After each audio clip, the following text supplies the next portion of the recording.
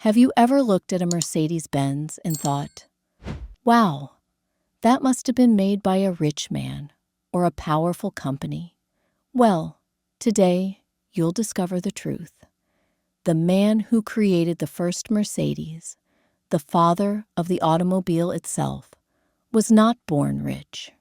He was a poor boy with big dreams, little money, and a passion so strong that it changed the world forever. Through failure, persistence, and vision, he built something that would redefine transportation and luxury itself. Hello, and welcome back to English by the Day. I'm Megan, and I'm so glad you're here today. If you listen to the end, you'll not only practice English with real storytelling, but you'll also learn timeless lessons about innovation, faith, and perseverance. So take a deep breath, relax, and let's begin. Part 1. The Boy with a Dream. Karl Benz was born in 1844 in a small German town called Mühlberg. His father was a simple train driver who earned very little money, and his mother worked hard to keep the family together. When Karl was just 2 years old, tragedy struck. His father died in a train accident, leaving his mother alone to raise him.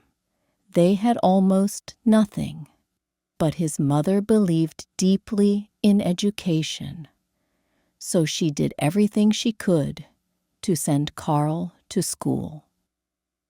From a young age, Karl was fascinated by machines. He loved watching the gears turn and hearing engines roar. But there were no engines back then, only horses, carriages, and steam trains. Still, Karl dreamed of something different, something no one else could see yet. He wanted to build a carriage that could move without a horse. People laughed at him, but he didn't care. That dream never left his heart. Part 2. Struggling to survive. Karl studied mechanical engineering at the Karlsruhe Polytechnic School. He graduated at just 19 years old, full of hope but completely broke.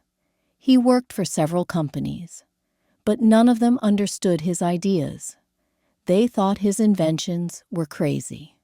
So he started his own workshop, even though he had no money, no investors, and no support.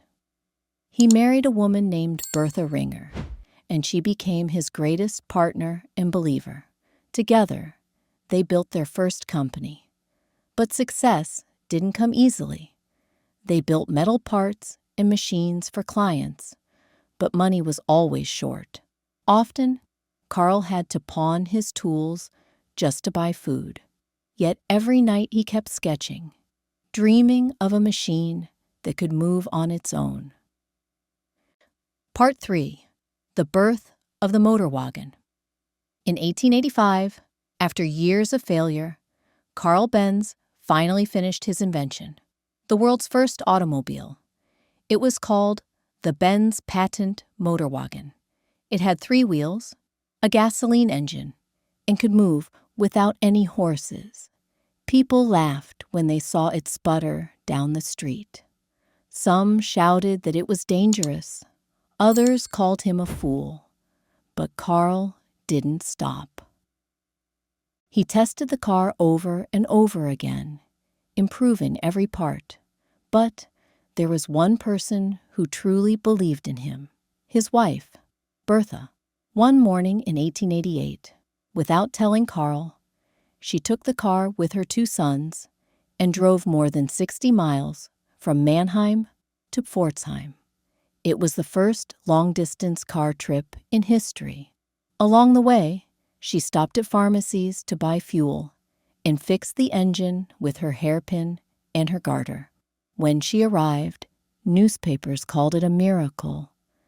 The Benz car had proven itself to the world. Part 4. The world takes notice. After Bertha's journey, everything changed. People started to believe in the automobile. Orders began to come in, slowly at first, then more and more. Carl improved his design, making it faster and more reliable. Soon, the Benz company became one of the first automakers in the world, but competition grew quickly. In Stuttgart, another young inventor named Gottlieb Daimler was building his own engines. Like Benz, Daimler was not born rich. He had worked as a mechanic and dreamed of creating small, efficient engines that could power vehicles of all kinds: cars, boats, and even airships. His innovations spread rapidly, and soon Daimler's company became Benz's biggest rival. Part 5. The Merger and the Star. After World War I, Germany faced an economic crisis. Both Benz and Daimler's companies struggled to survive. Instead of fighting each other, the two companies joined forces in 1926, creating a new brand, Mercedes-Benz. The name Mercedes came from a young girl, Mercedes Jelinek, the daughter of a businessman who loved Daimler cars and helped market them internationally. Together, the two legacies, Benz's innovation and Daimler's engineering, built something legendary. Their cars became symbols of reliability, precision, and luxury. The three-pointed star on the hood represented Daimler's dream: engines that would power vehicles on land, on water, and in the air. That dream still defines Mercedes-Benz today. Part 6. Vision Beyond Wealth. Carl Benz once said, "The love of inventing never dies." He wasn't chasing fame or fortune. He was chasing a vision. He believed that movement could change lives, that freedom could come from invention. And he was right. His creation changed transportation forever. Every modern car, bus, or truck on the road today traces its origin back to his first design.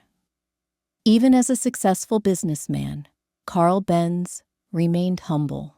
He remembered the days when he had nothing but a pencil, a dream, and a woman who believed in him. His story proves that even a poor boy can build something that moves the entire world. Part 7. Lessons from a Dreamer. Carl Benz's journey teaches us powerful lessons. Believe in your ideas, even when others laugh. Failure is not the end, it's the path to innovation. Find people who believe in you, because one supporter can change everything. Never build for money, build for meaning. From poverty to history, Carl Benz built the world's first car and gave birth to a company that would define excellence for over a century. His dream of mobility and freedom became the dream of millions. Part 8. Your turn. So what about you? What's your motor wagon? The dream that seems impossible, but you can't stop thinking about?